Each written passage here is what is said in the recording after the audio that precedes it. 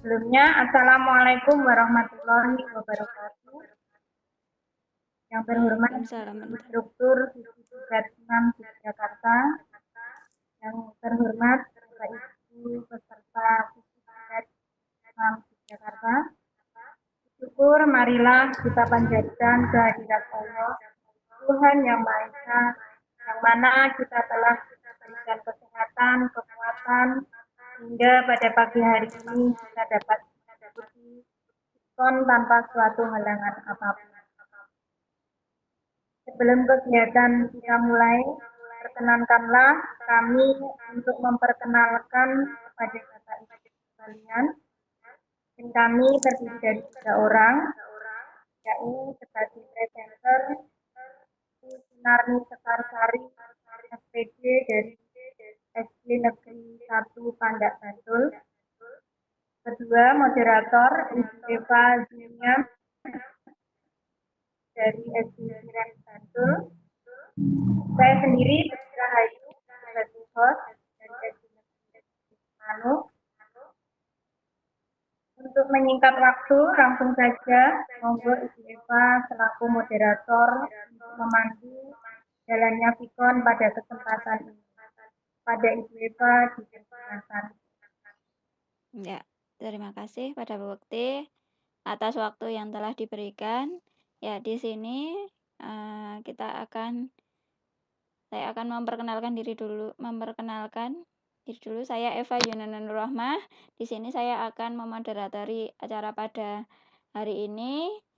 Presenter kita pada hari ini yaitu Ibu Sunarni Sekarsari dari SD 1 Pandak Bantul.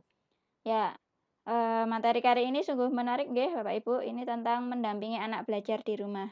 Optimalisasi belajar anak, orang tua harus mempunyai pengasuhan yang jelas dan memahami karakter anak. Mereka memiliki keunikan tersendiri, bakat dan minat yang berbeda serta gaya belajar masing-masing. Nah, bagaimana cara kita untuk mengenal gaya belajar anak dan bagaimana kita bisa mendampingi anak belajar di rumah?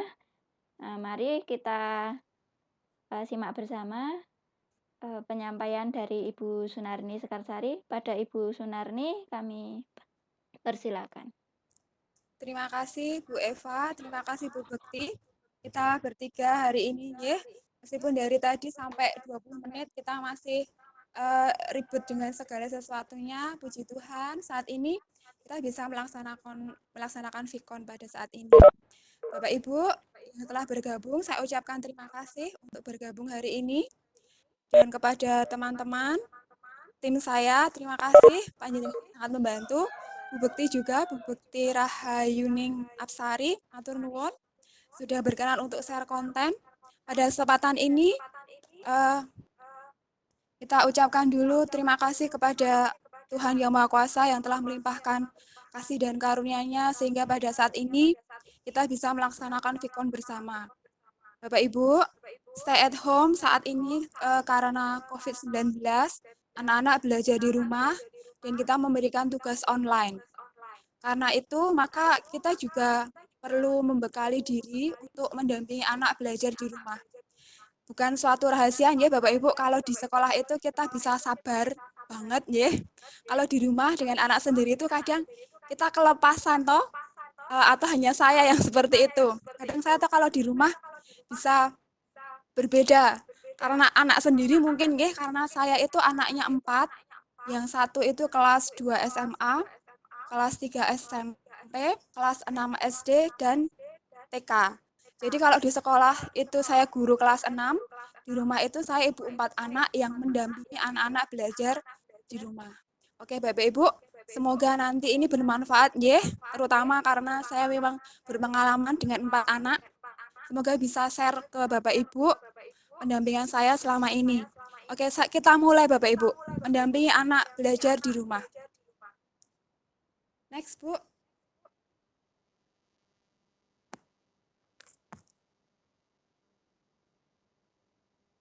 Mendampingi anak belajar di rumah. Orang tua sebagai pendidik pertama dan utama bagi pembentukan pribadi dan karakter setiap individu. Bu Bekti share kontennya. Dan orang tua itu memegang peran penting dan strategis dalam mengantarkan pendidikan bagi putra-putrinya. Keberhasilan orang tua dalam mendidik akan sangat bergantung pada kecakapan dan pola asuh yang dimilikinya. Jadi orang tua di sini yang berperan penting kepada pendidikan anak ya Bapak Ibu, karena yang pertama dikenal oleh anak-anak adalah orang tua. Orang tua yang pertama dari lahir, kemudian mereka mendapatkan pengasuhan, mereka mendapatkan pendidikan pertama kali itu dari orang tua. Jadi orang tua itu yang pertama dan berperan. Kita sebagai pendidik mengantarkan anak-anak karena kita mengajar di sekolah, ya. Tapi yang paling utama dan yang pertama itu adalah orang tua. Jadi orang tua harus memberikan pola asuh yang tepat. Bu Bekti, di next Bu. Halo? Halo Bu. Bapak Ibu, apakah share kontennya bisa berubah? Atau kok ini tidak bisa berubah? Saya lanjutkan ya. Buku sehari pendidikan anak ini, jadi ini saya ikut pelatihan sekolah model di LPNP. Kami termasuk 8 sekolah di Kabupaten Bantul yang jenjangnya SD mendapatkan pelatihan untuk menjadi sekolah model. Jadi dalam sekolah model ini ada beberapa hal yang kita laksanakan di sekolah. Kita melaksanakan yang Tripusat Pendidikan. Jadi ini termasuk dari program kami. Di sekolah kami, Tripusat Pendidikan antara guru, sekolah, kemudian orang tua di rumah, dan masyarakat di sekitar. Nah, buku ini kami dapatkan dari situ. Kemudian untuk mengoptimalkan belajar anak, orang tua harus mempunyai tujuan pengasuhan yang jelas dan memahami karakteristik anak. Jadi kita itu punya tujuan mengasuh anak ini yang jelas Bapak Ibu. Kita mau buat anak ini manja, mandiri, atau bagaimana? Ini ada di tangan panjenengan. Karena anak-anak itu unik dengan bakatnya masing-masing, minatnya masing-masing, dan gaya belajar mereka itu juga berbeda. Keempat anak saya ini semuanya berbeda, bakatnya berbeda. Yang pertama itu bakatnya di bridge, jadi olahraga bridge itu sampai ke porda. Kemudian anak saya yang kedua itu dia ikut bridge tapi tidak menang, tapi dia tertariknya ke menari. Jadi ke menari. Yang kedua itu sampai ke FLSSN, kemudian sampai ke OSEBI, juara nasional pertama itu yang kedua. Yang ketiga ini tertariknya ke drum band. Jadi kalau lomba-lomba drum band pasti ikut. Yang keempat ini masih belum. Yang keempat ini karena masih TK dan karena COVID ini masih belajar di rumah Bapak Ibu. Jadi belum, tapi bakat anak yang ke ini tuh, yang keempat itu saya rasa anak ini boboknya terlalu malam, dia itu hiperaktif, jadi dia itu kinestetik. Minatnya juga beda, gaya belajar mereka itu juga berbeda-beda. Tapi ada yang mirip Bapak Ibu, jadi anak saya itu kalau belajar sukanya mendengarkan musik. Oke, kita lanjut ya Bapak Ibu. Oke, proses belajar anak. Jadi kita harus memahami bagaimanakah proses belajar dari anak. Bu Bekti, next. Ya, proses belajar anak. Jadi anak itu belajar ada prosesnya ya. Lanjut, Bu. Yang pertama itu panca indera. Jadi panca indera itu akan menerima sesuatu yang ada di sekitarnya. Jadi kalau di rumah, belajar di rumah itu kita harus menyiapkan lingkungan yang bagus untuk anak. Penerimaan panca indera bergantung pada perhatian dan konsentrasi anak. Perasaan anak ikut mempengaruhi proses belajar. Jika anak senang, maka panca inderanya akan bekerja lebih baik dan konsentrasi lebih lama. Ini pada saat ini Bapak Ibu, karena anak saya yang SMA itu tugasnya terlalu banyak itu, sampai suasana hatinya itu naik turun. Kita tuh sebagai orang tua, saya tuh belajar lagi Bapak Ibu. Jadi selama ini anak saya tuh belajarnya sudah teratur gitu. Selama ini stay at home, ini ternyata saya masih butuh belajar lagi. Ternyata anak saya itu bisa tiba-tiba nangis, bisa memeluk ibunya, langsung memeluk ibunya tanpa ada apapun. Dia cuma bilang, ibu saya pengen nangis. Karena apa? Ternyata tugasnya terlalu banyak, deadline-nya terlalu cepat. Ya. Dan dibandingkan dengan anak laki-laki, Bapak Ibu, ternyata gaya belajar anak laki-laki dan perempuan itu berbeda. anak laki-laki itu cenderung cuek. Seperti anak saya yang kelas 6 ini, tidak ada tuh perasaan takut, perasaan nanti tidak bisa mengerjakan itu tidak ada. Ya santai saja. Ya, anak saya yang kedua, yang pertama, yang kedua itu cewek-cewek, kemudian cowok-cowok. Nah, ternyata berbeda Bapak Ibu. Perasaan anak perempuan itu berbeda. Makanya akan sangat berbeda jika yang anaknya laki-laki. Oh, anak saya tidak sampai nangis. Anak saya itu masih bisa main game. Nah, pembawaan anak laki-laki dan perempuan itu beda, ya. Oke, lanjut Bapak Ibu. Lanjut, Bu. Oke. Sebaliknya, jika anak dalam kondisi lelah, mengantuk, serta lapar, panca inderanya tidak mampu bekerja dengan baik, sehingga konsentrasinya terganggu yang berakibat anak tidak mampu mengingat apa yang dipelajari. Ini sampai saya terapkan Bapak Ibu, nggak boleh ngantuk, nggak boleh lapar, disiapkan makannya, selama anak-anak ini stay at home itu ternyata makannya jadi lebih banyak Bapak Ibu. Karena kita bekerja, kalau saya tuh masih piket Bapak Ibu, masih ke sekolah, jadi saya tinggalkan anak-anak di rumah, ya di sekolah. Nah, itu ternyata anak-anak makannya lebih banyak. Nah, kalau stres itu juga sekarang malah justru suasananya itu nggak boleh lelah toh, nggak boleh mengantuk, jadi nanti tiba-tiba tidur sendiri, tiba-tiba lapar. Nah, sebagai orang tua kita hanya bisa mendampingi nih Bapak Ibu, karena jujur pada saat suasana belajar itu, anak yang perempuan, kalau panjenengan punya anak yang sudah mens seperti saya, itu kadang-kadang kita merasa akan berbeda sekali anak kita pada saat PMS Bapak Ibu. Dan itu kita itu harus share mawon nih Bapak Ibu, share pengalaman pada saat anak itu PMS, anak saya terutama yang kedua ini, yang SMP dan SMA ini, mood mereka itu akan naik turunnya sangat berbeda. Jadi kalau saya tuh mau marah, saya tuh jadi ingat tanggal berapakah ini ya. Oh, ini ternyata tanggal ini anak saya baru PMS. Pengalaman ya Bapak Ibu, karena nanti kalau kita itu marah pada saat mereka PMS, itu akan menjadi lebih anak-anak itu akan terasa lebih menyakitkan karena mereka itu mengontrol emosinya saja. Anak PMS itu terus nanti sakit perutnya, terus kita marah-marah karena mereka melakukan sesuatu yang salah, itu biasanya saya redam Bapak Ibu. Saya tunggu, oh ini baru anak-anak baru PMS. Ada yang pertama dan kedua itu selisihnya tidak terlalu lama PMS-nya. Jadi saya harus ingat, oh ini anak-anak baru PMS. Jadi kalau saya mau marah itu saya redam Bapak Ibu. Itu sebagai orang tua untuk suasana belajar anak itu tadi. Untuk yang laki-laki tidak ada PMS Bapak Ibu. Kita lebih mudah dan saya itu lebih puji Tuhan karena ada cewek ada cowok, saya bisa membandingkan dua cewek dua cowok, jadi saya bisa membandingkan mereka, cara mereka belajar, mendampingi mereka itu berbeda-beda gitu Bapak Ibu. Oke, next untuk kiatnya. Oke, yang pertama kita harus mengetahui apa gaya belajar anak-anak dulu. Ada 3 gaya belajar ya Bapak Ibu. Yang satu itu visual dengan melihat, auditori itu dengan mendengarkan, dan kinestetik itu dengan bergerak melakukan sesuatu.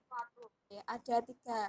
Jadi kita harus sesuaikan anak-anak kita harus perhatikan dulu anak-anak itu tertariknya di mana.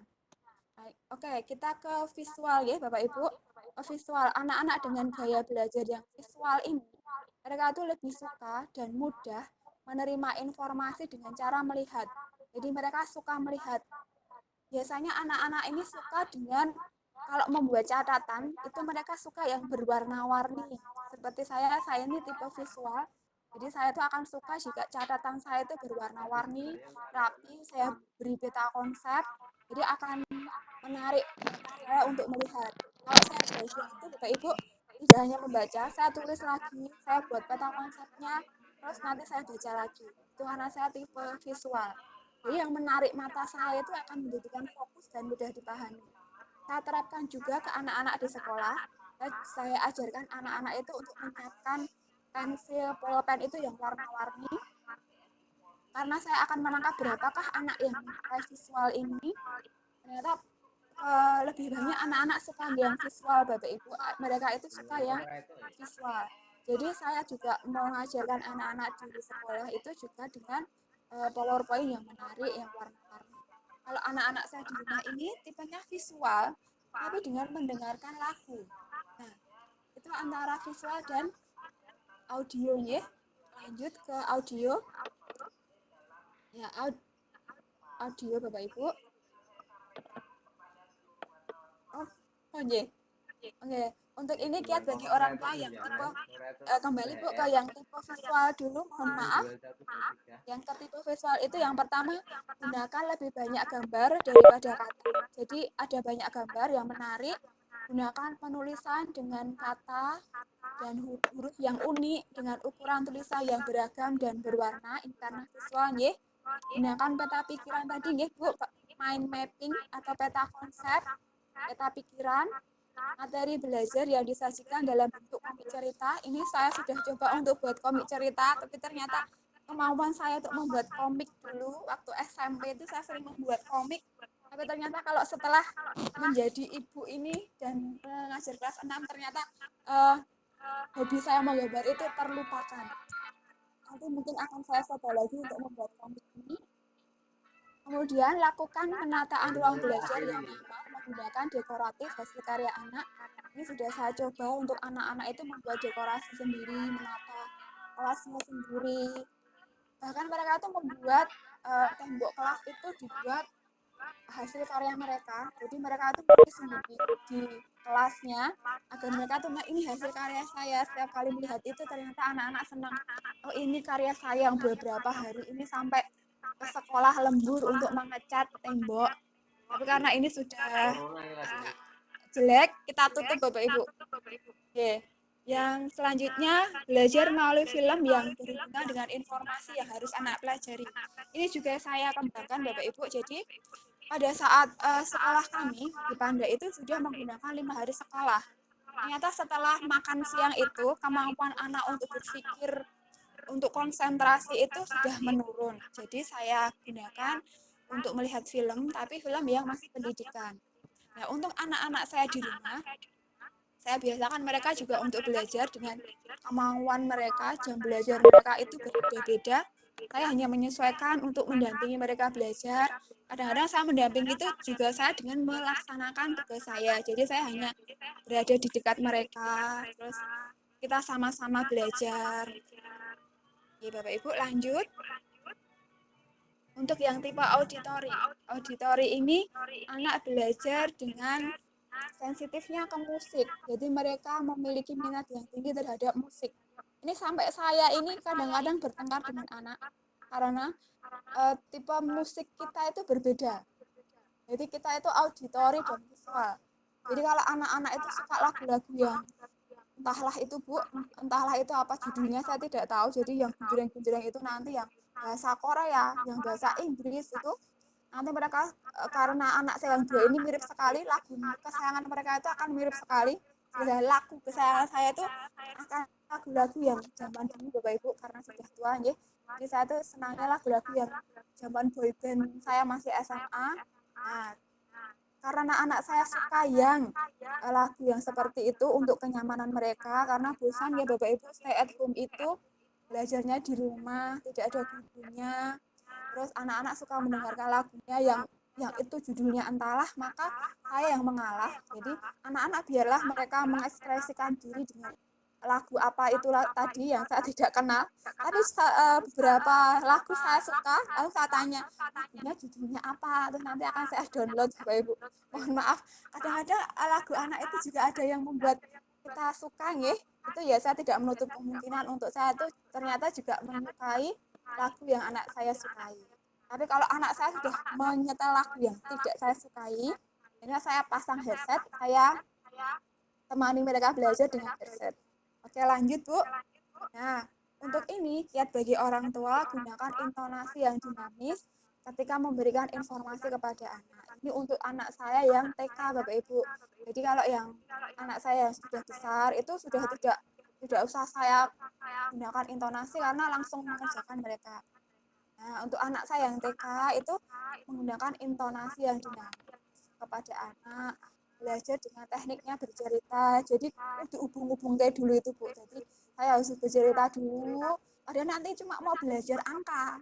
Tapi kita bercerita dulu tentang apa lalu kita belajar cerita. Nah, anak-anak Kalau yang ketiga ini gunakan alat perekam untuk membantu anak mempelajari suatu informasi. Belum saya terapkan Bapak Ibu karena saya merasa ini belum begitu penting untuk anak saya, karena dari bercerita, dari intonasi itu, terus kita belajar bersama itu masih bisa kita laksanakan. Oke, lanjut Bu. Ke tipe yang ketiga yaitu kinestetik. Anak dengan gaya belajar kinestetik akan lebih peka menerima informasi baru melalui aktivitas. Ya anak-anak. Oke Bapak Ibu, yang ini saya sadari setelah stay at home. Mungkin waktu di kelas itu, waktu saya dengan anak-anak di sekolah, itu kan terbatas ya Bapak Ibu. Dan kita itu mengajar materi, terutama untuk yang kelas 6. Itu bukan hal yang rahasia kalau kita harus menyiapkan anak itu untuk ujian nasional, ya, untuk ujian sekolah. Jadi kita itu kadang tidak memahami anak yang kinestetik ini. Nah, setelah stay at home, Bapak Ibu, saya menemukan beberapa anak ini yang kinestetik. Jadi waktu di kelas kemarin, selama bersama saya itu, mengerjakan tugasnya itu susah sekali, tidak pernah selesai. Kalaupun selesai itu, ya mau cap-cip-cup, Bapak Ibu.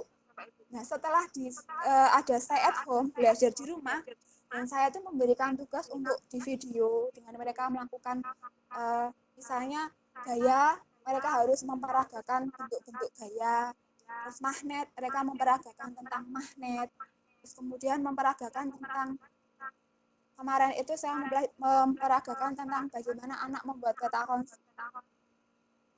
Kemudian anak-anak itu mempresentasikan kepada saya dengan di video. Bapak Ibu, olahraga, ya, beberapa itu saya berikan tugas di rumah untuk yang beraktivitas, video-video seperti ini.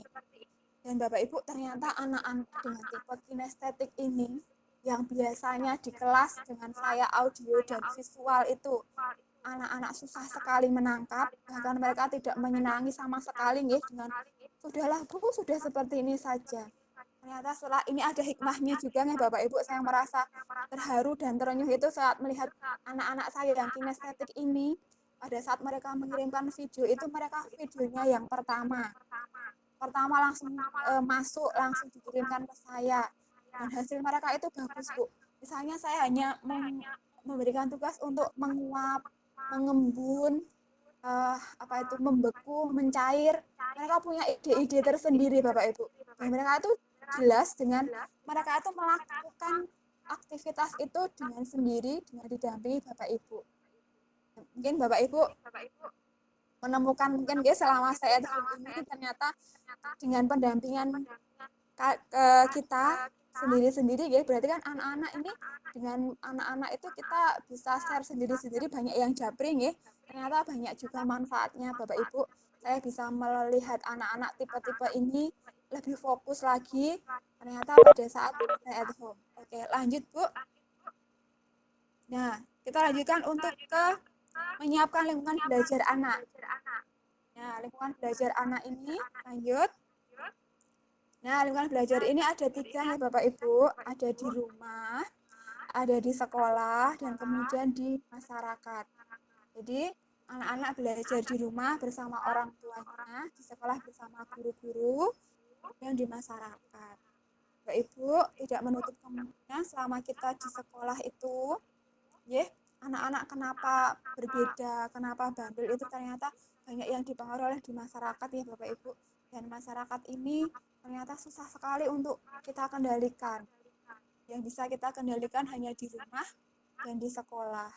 Jadi memang kita sebagai pendidik merasakan, ya Bapak Ibu, kita sudah berusaha di rumah, kita menjadi orang tua yang kita buat untuk yang semaksimal mungkin kita bisa, di sekolah kita menjadi guru yang semaksimal kita bisa, tapi ternyata di kelas itu terjadi hal-hal yang tidak kita inginkan, karena ternyata di masyarakat yang berkembang budayanya seperti ini, anak-anak bergaulnya dengan anak-anak yang lebih tua, itu di luar kendali kita. Dan semoga Bapak Ibu tetap semangat, ya Bapak Ibu, meskipun lingkungan belajar anak kita itu bermacam-macam dan beberapa anak tidak bisa kita harapkan sesuai dengan keinginan kita, tapi kita hanya bisa berusaha semaksimal mungkin sebisa kita, ya. Oke, lanjut Bapak Ibu. Ya, lingkungan belajar di rumah. Ini anak ibu, bapak ibu di rumah kita biasakan anak-anak itu untuk mandiri. Pernah suatu ketika anak saya itu pengen ganti ibu. Jadi dia bilang begini, ibu, tetanggaku itu, temanku itu, kalau mau minta mobil remote itu langsung diberi loh. Nah ibu itu loh, punya pengen mobil remote harus nyapu dulu, mengepel dulu, masak, bantu ibu, dikasih poin bu. Jadi saya kasih poin, jadi anak-anak itu saya kasih poin.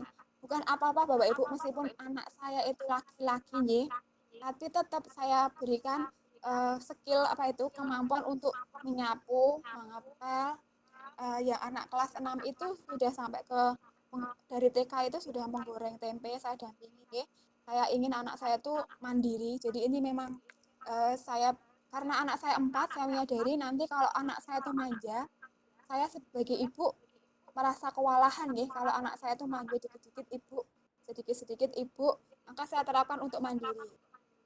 Jadi di rumah itu, Sermawan ya Bapak Ibu, ini di rumah saya itu, jadi anak-anak itu terbiasa untuk mandiri, mengerjakan semuanya sendiri.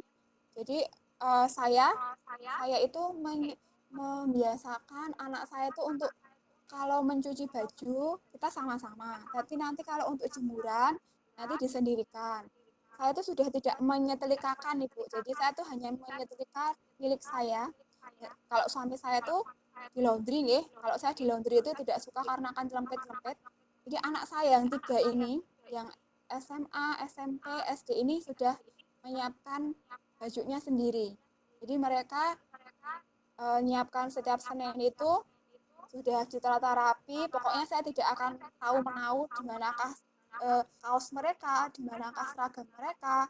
Sudah saya serahkan ke mereka. Jadi mereka akan kalau hari ini dimasukkan ke mesin cuci, disiapkan, nanti disetrika.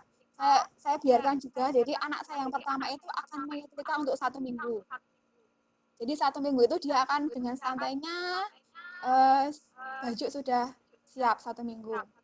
Anak saya yang kedua itu berbeda Bu. Jadi dia itu akan dengan gegabahnya nanti malam Senin itu baru nyetrika. Malam Selasa nyetrika lagi. Malam Rabu nyetrika lagi. Nah itu anak saya yang kedua itu tipenya seperti itu. Dan saya terima juga Bapak Ibu karena kita anak kita itu gabungan antara bapak, ibu, nenek, kakek, paman, bibi nggih. Jadi kalau berbeda dengan kita syukuri nggih. Bhinneka Tunggal Ika, anak kita itu meskipun pola asuhnya sama, ternyata hasilnya berbeda karena dia memiliki bakat, minat yang berbeda ya. Anak saya yang ketiga yang SD kelas 6 ini juga sudah mulai bisa menyetrika meskipun belum rapi Bapak Ibu. Jadi karena anak laki-laki menyetrikanya belum rapi, terus ditaruh juga. Nah, ini lumayan, tapi saya jadi kangen Bapak Ibu. Selama ini kita tidak ada acara setrika-metrika dan menyiapkan seragam ya. Anak-anak santai di rumah dan itu tidak ada acara kita rebutan setrika saat ini. Ya, lanjut ke Bapak Ibu. Kita ke mengajarkan anak tata krama. Kalau saya orang Jawa, Bapak Ibu mohon maaf, saya itu juga belum bisa itu membuat anak saya itu bisa menggunakan bahasa Jawa kromo yang baik dan benar. Karena saya termasuk tipe orang yang dulu SMA itu bahasa Jawa dihilangkan. Jadi selama 3 tahun tidak ada bahasa Jawa itu saya termasuk ke dalam itu. Jadi pemahaman Jawa itu terhilang 3 tahun di sekolah. Agak merasa bagaimana ya Bapak Ibu? Saya merasa saat itu kenapa dihilangkan itu saya menyesalnya sekarang. Jadi anak saya baru bisa untuk mengatakan sesuatu yang penting-penting saja, enggih, boten, sampun, dereng. Bapak Ibu sampun dahar menapa dereng. Kula badhe tilem nggih to? Sampai ke isi tuana. Oke, itu hanya yang ke tata krama ya Bapak Ibu. Tapi kita lanjutkan ke bukan yang bahasa. Tapi kita jadikan anak itu mempunyai sopan santun kepada orang yang lebih tua, di sekolah, di rumah, di masyarakat. Nah, lingkungan belajar ini, Bapak Ibu yang di rumah, ini adalah panjenengan yang berperan aktif, yang berperan penting di rumah, mengajarkan anak tata krama. Misalnya seperti ini Bapak Ibu, kalau saya memanggil suami saya itu harus Bapak. Kalau saya keceplosan kalau saya tuh keceplosan mengatakan memanggil Mas, nah itu anak saya akan merasa mereka akan protes, Bu, tidak sopan memanggil suami itu Mas di depan anak-anak. Gitu. Nah, maka saya biasakan untuk memanggil Pak. Mas itu nanti ada di sesi selanjutnya. Ya, ya lanjut ya Bapak Ibu, ini tadi pertama ya, ini pola asuh panjenengan akan berbeda-beda, mungkin akan berbeda dengan saya, harapannya juga akan berbeda. Yang ketiga, mendampingi anak belajar. Ini juga sesuai dengan Bapak Ibu nggih, bagaimana cara panjenengan mendampingi di rumah.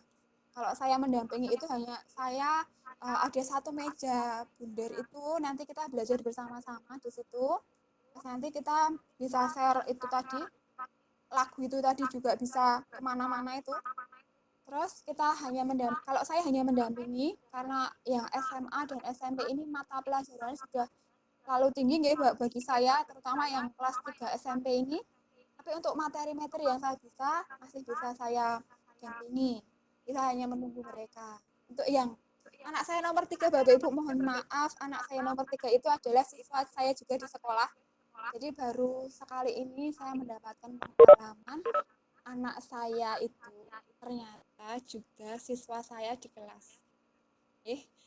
Share saja Bapak Ibu, ternyata itu sungguh pengalaman yang sangat-sangat bagaimana nggih? Sulit untuk diungkapkan Bapak Ibu. Jadi serba salah. Tapi ya bagaimana anak saya ini ternyata murid saya. Jadi anak saya itu saya pindahkan hanya di kelas 6 ini. Karena saya memang pindah rumah, maka saya memindahkan anak saya di kelas saya dampingi. Dan itu ternyata tidak mudah Bapak Ibu. Saya pikir kalau anak saya ini saya dampingi, saya ajar sendiri itu akan mudah. Ternyata itu malah justru sulit Bapak Ibu.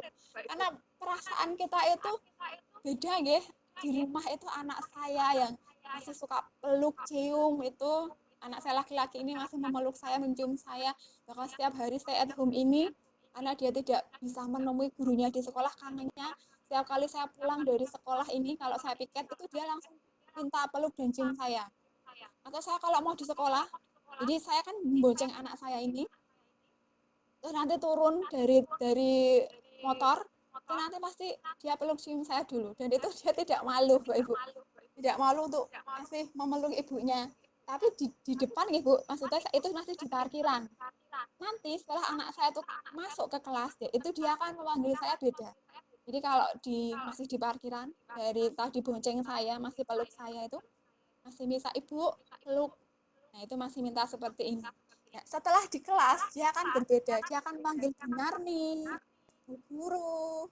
Nah, kita menempatkan ini ternyata sulit Bapak Ibu. Apakah Bapak Ibu ada yang mempunyai pengalaman, mempunyai anak yang siswanya sendiri, itu ternyata tidak seperti yang saya duga nih Bapak Ibu. Atau saat PR, itu yang sangat sangat membuat bergejolak itu saat PR. PR itu saya yang buat. Saya tahu kuncinya, kemudian saya itu mendampingi anak saya di rumah. Itu kadang saya merasa, bagaimana ya Bapak Ibu, itu soal saya, ini anak saya. Nah kadang, apakah akan saya kasih tahu? Nah, akhirnya saya hanya memberikan tahu, bagaimanakah langkah-langkahnya, bagaimanakah cara-caranya, nah itu. Terus kadang-kadang anak saya tuh nanti akan, apa ya, di satu sisi nanti kalau dia betul semua, nanti teman-temannya akan bilang, ayo ibu yang rumah dikandani kabeh gitu. Tapi kalau anak saya tuh nilainya jelek, ya kok ya ora iso nilainya bagus, kan ada ibunya di rumah. Tuh Bapak Ibu, serba salah sekali ternyata. Ternyata mempunyai anak siswa sendiri itu, ya tapi saya jalani ya Bu, karena ini sudah pilihan saya dan memang pengalaman hidup ini harus saya jalani ya untuk pembelajaran kami. Dan sepertinya ini, semoga ini yang pertama dan terakhir saya mempunyai siswa dan anak sendiri. Kemungkinan anak saya nanti keempat mungkin bisa saya ajar sendiri lagi ya. Oke Bapak Ibu, mohon maaf kita sharingnya anak saya ya. Oke Bapak Ibu lanjut next.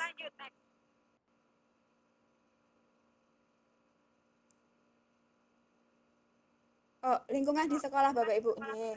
Kita sebagai guru nggih Terus kita kan menempatkan diri juga sebagai orang tua di rumah bagi anak yang sebagai siswa gitu. Jadi eh, di saat kita berperan sebagai orang tua, kita juga harus menjaga hubungan baik dengan pihak sekolah. SD, SMP, dan SMA itu punya paguyuban orang tua nih Bapak Ibu. Jadi kita tetap harus ikut di situ. Meskipun kita itu pendidik, terus mungkin di situ banyak hal yang kita tuh berbeda pandangan dengan guru-guru mereka di sekolah. Itu tetap kita harus menjaga hubungan yang baik dengan sekolah. Karena kita menempatkan diri itu sebagai orang tua, bukan sebagai guru ya Bapak Ibu. Dan sekolah itu mempunyai programnya masing-masing.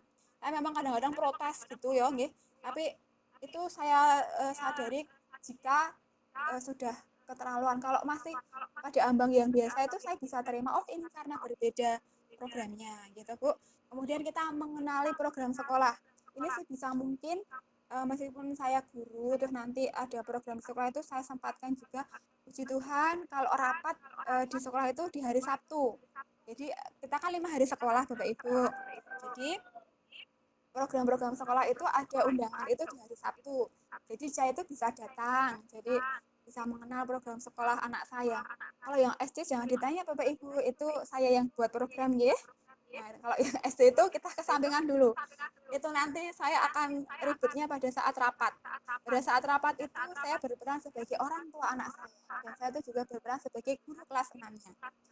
Nah, kalau yang anak saya SMP, yang SMA dan TK ini, sebisa mungkin saya tetap mengenali program sekolah, saya datang, saya lihat apa program-programnya, dan grup itu juga saya pantau Bapak Ibu nih, ada apa di sana, apakah yang perlu saya dampingi ke anak, yang saya sampaikan ke anak. Ternyata lelah nih anaknya 4. Itu juga berkaitan dengan silaturahmi dengan guru dan terlibat pada kegiatan wali murid berkaitan dengan program sekolah Bapak Ibu. Nah, yang ketiga ini, yang untuk silaturahmi itu saya hanya sebatas ke rapat dan undangan untuk mengambilkan rapot anak. Terus nanti saya juga akan mendapatkan Bapak, Ibu, anak panjenengan seperti ini. Kenapa anak saya yang pertama itu SMP itu Bapak Ibu tidak pernah sakit. Jadi 3 tahun tidak pernah sakit. Kemudian dia ke SMA, entah mengapa awal-awal itu dia pingsannya 2 kali. Jadi saya sebagai ibu juga kaget, kok anak saya bisa pingsan di sekolah, padahal 3 tahun di SMP itu sehat-sehat saja, SD juga sehat, kenapa di SMA itu bisa semaput Bapak Ibu, jadi pingsan di upacara pertama, yang kedua saat olahraga lari itu pingsan. Nah, itu kan saya juga mendapatkan masukan dari anak saya tanya kenapa bisa pingsan, kemudian dari guru juga bertanya, Ibu, kenapa anaknya bisa pingsan sampai 2 kali? Oh, ternyata Bapak Ibu, anak saya itu mikirnya itu, yang anak pertama itu terlalu berpikir dalam. Jadi apa saja itu dipikirkan dengan dalam-dalam, ngoten loh. Jadi pada saat di SMA dengan kondisi yang berbeda, teman-teman yang berbeda, kondisi kelasnya berbeda, dia mendapatkan teman tempat duduk itu dengan apa nggih, desas-desus yang Bapak Ibu, jadi anak saya itu duduknya di sebelah teman perempuan yang desas-desusnya tidak enak gitu loh Bapak Ibu. Jadi dia mikir itu terlalu berat, jadi ya tahan tubuhnya menurun. Nah, itu juga seperti ini, Bapak Ibu, kita juga harus tetap mengkomunikasikan dengan pihak sekolah. Saya juga harus mengkomunikasikan juga kenapa anak saya bisa pingsan. Terus anak saya yang kedua ini Bapak Ibu, ya sekretaris OSIS. Nah, saya juga kadang-kadang kan gini, anak-anak itu kok kenapa jam 10 belum pulang, jam 10 malam masih ini, kalau ada acara dengan orang tua, dan saya tuh masih menunggu anak saya itu sampai selesai bersih-bersih, nyapu, sampai semuanya jelas itu sampai jam 10 malam. Itu kan untuk bagi anak perempuan kan riskan ya Bu, dan saya itu menunggunya sampai malam. Nah, ternyata setelah dikomunikasikan ada solusi Bapak Ibu. Jadi untuk anak perempuan yang OSIS itu jam 9 harus selesai, meskipun pekerjaan belum selesai boleh pulang. Jadi kalau yang sampai jam 10, jam 11 itu nanti anak yang laki-laki. Jadi komunikasi kita dengan sekolah itu penting ya Bapak Ibu, ternyata ada solusi-solusi. Untuk anak saya yang sampai nangis tadi, yang SMA sampai nangis itu kekejer, nggak bisa mengerjakan soal, itu juga saya komunikasikan juga ke ke sekolah. Dan seminggu ini Bapak Ibu tugas dari sekolah itu lebih, jadi jadwalnya diubah Bapak Ibu. Yang kemarin itu jadwalnya 5 dan 6 sehari, sekarang 3 dan 4 mata pelajaran sehari. Nah, jadi memang kita sebagai orang tua menciptakan kondisi belajar di rumah itu kita bertanggung jawab, tapi kita juga berhak Bapak Ibu untuk terlibat dalam ampun Bapak Ibu. Nah, terima kasih atas partisipasi panjenengan. Mohon maaf jika pendampingan belajar anak di rumah ini saya tempatkan diri sebagai ibu 4 anak, yaitu Bapak Ibu dengan pengalaman saya yang sudah mempunyai 4 anak dan 2 cewek, 2 cowok. Jadi kita hanya share pengalaman Bapak Ibu. Mohon maaf jika pemaparan saya banyak yang salah, banyak yang tidak berkenan. Mohon maaf, saya kembalikan ke Bu Eva. Ya, terima kasih Bu Sunarni yang sudah menyampaikan materinya. Menarik sekali nggih Bapak Ibu. Ini sesuai dengan kondisi kita saat ini yang memang harus mendampingi anak-anak juga untuk belajar di rumah. Ya, begini Bu, ada pertanyaan. Ini mulai umur berapa putra-putri kita bisa diajarkan pekerjaan domestik untuk mengajarkan kemandirian mereka? Apakah ada perbedaan usia berapa yang tepat untuk anak putra dan putri? Oh, pertanyaannya bagus sekali nggih Bapak Ibu. Ini mungkin menjurus karena anak saya laki-laki dan perempuan dan 4 nggih. Jadi memang berbeda Bapak Ibu. Ini pengalaman saya nggih, kalau Bapak Ibu nanti berbeda, mohon maaf, ini yang sudah saya terapkan. Anak-anak perempuan itu lebih cepat dewasa kalau menurut saya. Jadi anak perempuan itu mulai TK Bapak Ibu. Kalau yang domestik, kalau untuk yang mandi sendiri, pengalaman juga Bapak Ibu, mohon maaf saya ini orangnya kolot ya, jadi saya tuh tidak pakai pampers Bapak Ibu. Saya tidak pakai pampers, saya tidak pakai susu formula, saya juga tidak pakai dot. Jadi saya tuh manual sekali. Mohon maaf, jadi saya tidak pakai stroller, itu apa yang didorong-dorong itu Bapak Ibu. Saya kalau jalan-jalan, jadi di rumah saya tuh tidak ada pampers, itu hanya untuk kita pergi. Jadi kita pergi ke luar, misalnya kalau saya ke gereja atau saya nanti rapat, anak saya bawa itu pampers. Kalau di rumah tidak ada pampers kecuali saat anak saya sakit. Jadi nanti itu saya kasih pampers, atau saat saya sakit itu baru saya kasih pampers. Jadi saya itu kolot sekali Bapak Ibu. Jadi kemandirian anak saya itu mungkin bedanya dengan Bapak Ibu. Jadi pada saat anak itu sudah bisa berbicara, anak saya karena tidak biasa memakai pampers, dan saya itu juga terbiasa untuk menggendong anak saya. Kalau misalnya ke mall gitu kan, kadang-kadang kita melihat yang pakai stroller itu tuh didorong. Anak saya itu 4 Bapak Ibu, dan satu pun saya tidak ada yang saya dorong. Mungkin cara asuhnya beda nggih. Nah, kenapa? Karena saya pengen anak-anak itu mandiri itu tadi Bapak Ibu. Jadi anak saya itu tidak ada pampers, tidak ngedot ya Bapak Ibu. Jadi nanti kalau saya tinggal itu pakai yang ngedot itu yang anak saya yang terakhir, yang keempat. Karena mungkin kondisi saya berbeda dengan yang anak saya yang 1, 2, 3 itu. Tapi juga tidak sampai ngedot lama. Setelah selesai juga pakai sendok Bapak Ibu. Jadi Bapak Ibu, kemandirian anak domestik ya, jadi begini.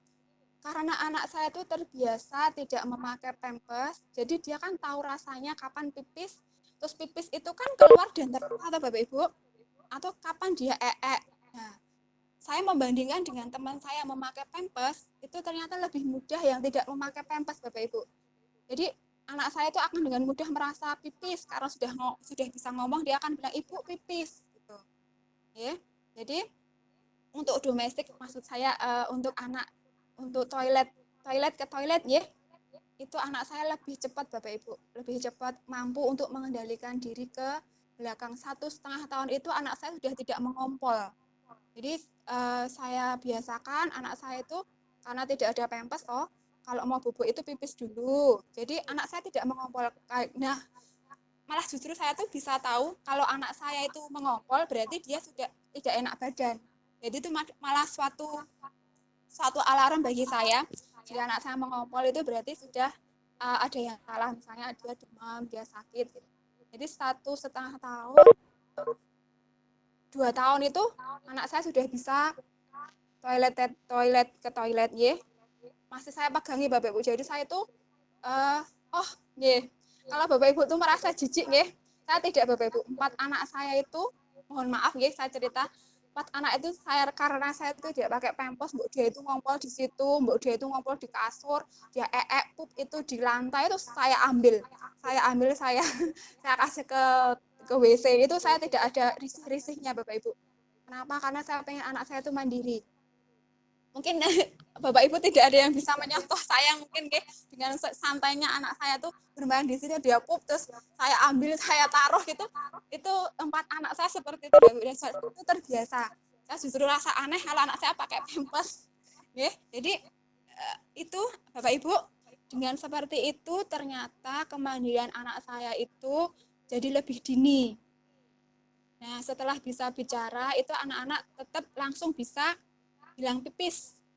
Memang awal-awal Bapak Ibu, anak-anak itu nanti akan bilang pipisnya itu bisa di gereja, Bu. Bisa di gereja itu saya kepipisan itu bisa. Saya itu jalan-jalan ke mall, saya itu ke EEan itu bisa. Karena anak saya terus nggak mau pakai pampers toh di luar itu. Tapi enggak apa-apa Bapak Ibu. Kan proses belajar itu harus dilalui nggih dan saya memang bertekad untuk anak-anak itu lepas pampers. Karena anak saya 4 dan memang pampers itu mahal ya Bapak Ibu, itu kan untuk penghematan juga, tapi juga itu sudah tujuan hidup saya. Anak saya tidak saya kasih pampers kecuali keluar-luar. Nah, jadi akan berbeda Bapak Ibu kemandirian anak-anak itu ternyata. Untuk yang perempuan itu umur 3 tahun itu sudah bisa membantu saya, sudah bisa iris-iris. Yang laki-laki itu juga umur 3 tahun itu juga sudah bisa ini Bapak Ibu. Kalau saya goreng tempe itu sudah bisa pengulek itu loh. Yuk sudah ngoles-ngoles tempenya itu sudah saya ajarkan. Nyapu itu juga sudah Bu. Jadi 2 tahun 3 tahun dia mereka bisa berjalan dengan tegak itu ya sudah bisa menyapu meskipun hanya menyapu sendiri. Terus saya terapkan itu mulai TK Bapak Ibu. Mulai TK itu ada poin. Jadi menyapu itu poinnya berapa? Mengapel itu poinnya berapa? Kita tempelkan di dinding itu dulu. Jadi kita tempelkan di dinding itu poin-poin anak-anak nanti bisa ditukarkan. Jadi ditukarkan dengan buatan uang Bapak Ibu. Jadi nanti ditukarkan dengan misalnya kalau sudah segini nanti kamu pengen mainan ini itu toh. Enggak sama pengen mobil remote. Ya berarti saya tetapkan 200 poin ngoten niku. Nah, terus nanti 200 poin saya belikan mobil remote. Tapi kita harus konsisten Bapak Ibu. Jadi waktu TK itu jadi anak saya itu kan 5 tahun, 3 tahun, 1 tahun ya. Jadi kalau TK itu berarti TK kelas 2 dan kelas 4. Selama itu anak saya yang TK itu sudah bisa seperti itu karena dia mengumpulkan poin. Pertama itu mengumpulkan poin Bu untuk apa itu untuk bisa beli mainan atau untuk bisa beli alat tulis. Tapi lama-lama ternyata mereka bisa menikmati. Sampai saya tuh Bapak Ibu. Jadi anak-anak itu nanti kita akan tahu sendiri kapan mereka mampu itu dari kita berikan tugas, mereka membantu kita. Itu nanti anak-anak akan kita akan tahu aku tak live ya. Ya, Bapak Ibu karena nanti kita yang kita yang melihat oh yang ini sudah bisa panjenengan pasti toh berpikir anak saya pegang peso toh. Nah, itu anak saya pegang peso umur berapakah ngoten toh? Nah, anak saya pegang peso itu 4 tahun itu sudah pegang peso bersama saya ya itu sudah bisa ngiris itu kacang panjang itu sudah yang perempuan-perempuan. Kalau yang laki-laki itu mulai TK 5 tahun Bapak Ibu. Kalau yang hanya untuk mainan 3 tahun itu sudah bisa pegang pisau. Tapi saya tidak selalu ya, hanya saat-saat tertentu Ibu. Terus TK itu sudah, jadi anak saya berangkat TK itu sudah bisa pakai baju sendiri, sepatu sendiri, mandi sendiri. Itu sudah mulai TK Bapak Ibu. Oke, sampun. Dan itu akan berbeda 4 anak Bapak Ibu. 4 anak itu yang cepat banget itu anak saya yang pertama. Kemudian anak saya yang kedua, anak saya yang ketiga, dan anak saya yang keempat. Itu urut, nggak tahu kenapa, tapi yang awal itu memang mungkin karena kita awal kita hanya dia sendiri yang kita asuh. Kemandiriannya yang paling mandiri itu anak saya yang pertama. Oke. Pripon Bapak Ibu jawabannya? Ada jawaban, ada tambahan atau pripon? Monggo Mbak Eva. Oke, monggo. Eh, ya, terima kasih Bu jawabannya. Ini ada satu pertanyaan lagi Bu Nermi. Ye, Bagaimana mengajarkan bahasa Jawa secara baik kepada siswa dengan melihat cara siswa berkomunikasi sekarang yang bisa dikatakan kurang memenuhi tata krama dan tata kesopanan? oh, ye. Ye, matur nuwun Ibu. Terima kasih pertanyaannya ini sungguh menantang Bapak Ibu. Untuk yang ini kita belajar bersama ya Bapak Ibu. Untuk mengajarkan ini pada saat dia menulis, ya Bapak Ibu. Jadi pada saat kita mengajarkan itu basa Jawa, kromo, itu untuk menulis itu anak-anak bisa dengan santai. Itu maksudnya dahar itu maem. Contoh kita buat les tulis itu mudah. Tapi ternyata pada saat bicara, karena tulis itu kan butuh waktu, Bu. Jadi begini, pada saat kita itu mengajarkan, kita mengajarkannya kan kosakata, ya. Terus nanti kita ke kalimat. Dan memang saya merasa saya sendiri untuk basa Jawa ini merasa masih kekurangan, saya masih banyak belajar. Wong saya tuh bahasa Jawa masih sasar susur. Kadang-kadang sama suami saya tuh dibilang basa Jawa mungkin kurang apik, salah ngoten toh. Jadi saya tuh agak tidak pede. Maka saya kalau bahasa Jawa itu saya tanya dulu. Kalau saya mengajarkan bahasa Jawa itu saya tanya dulu ke suami saya, ke simbah saya ngoten. Jadi sebelum itu saya belajar dulu, terus baru saya mengajarkan ke anak-anak. Untuk yang lisan Bapak Ibu, ini yang agak sulit memang.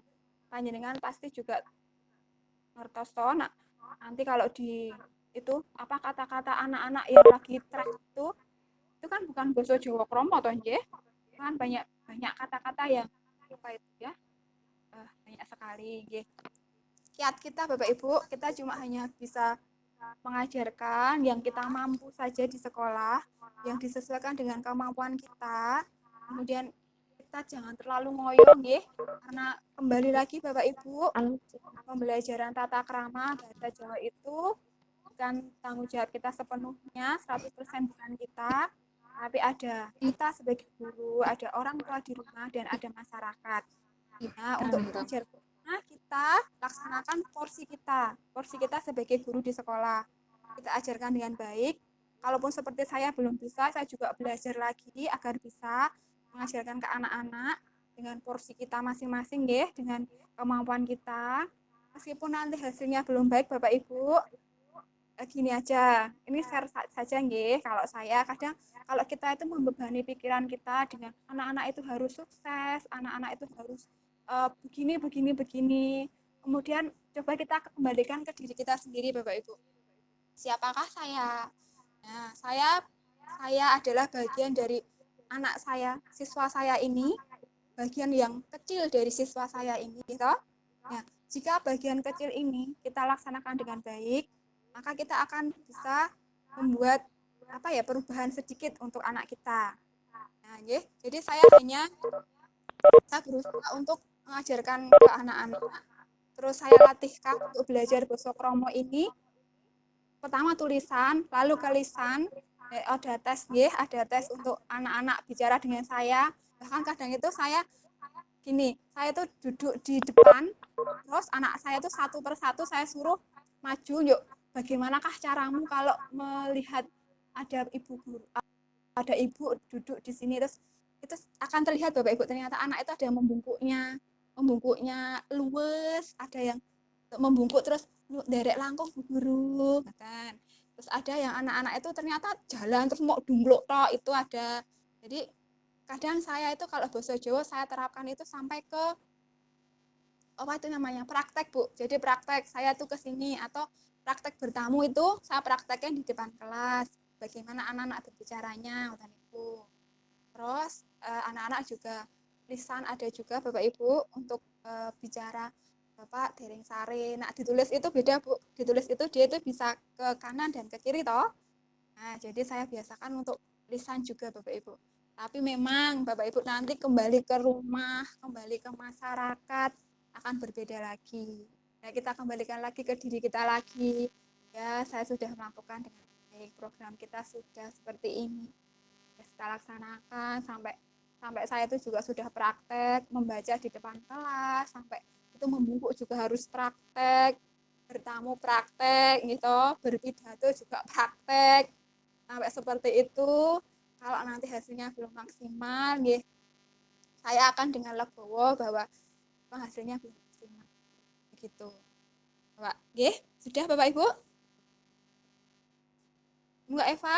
Oh ya, ya menarik sekali nggih Bapak Ibu untuk hari ini. Mungkin seperti itu Bapak Ibu, tahu ada pertanyaan? Ya, tidak ada Bapak Ibu?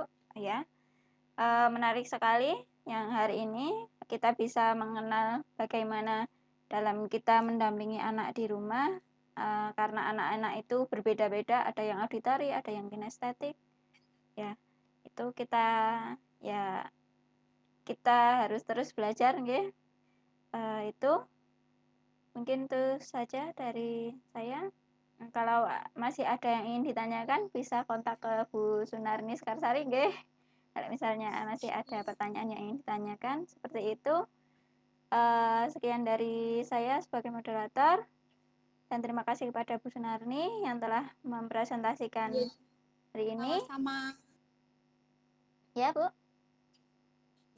Saya ucapkan terima kasih Bapak Ibu atas partisipasinya dan mohon maaf apabila selama ini saya banyak salah Ini karena pengalaman pribadi saya mungkin berbeda banyak. Untuk saya pengalaman saja. Matur nuwun Bapak Ibu, semangat sehat. Ya. Terima kasih Bu Sunarni dan terima kasih untuk Bapak Ibu yang sudah mengikuti acara pada hari ini. Iya, untuk Bapak Ibu yang belum presensi, monggo presensi dahulu. Waktu saya kembalikan kembali kepada host. Monggo, Bu Bekti.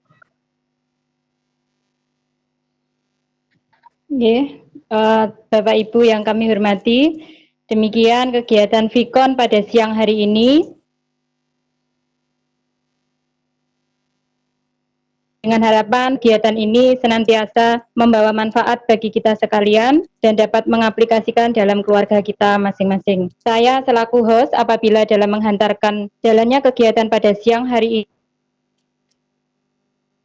ini banyak kesalahan, saya mohon maaf. Billahi taufiq wal hidayah. Wassalamualaikum warahmatullahi wabarakatuh.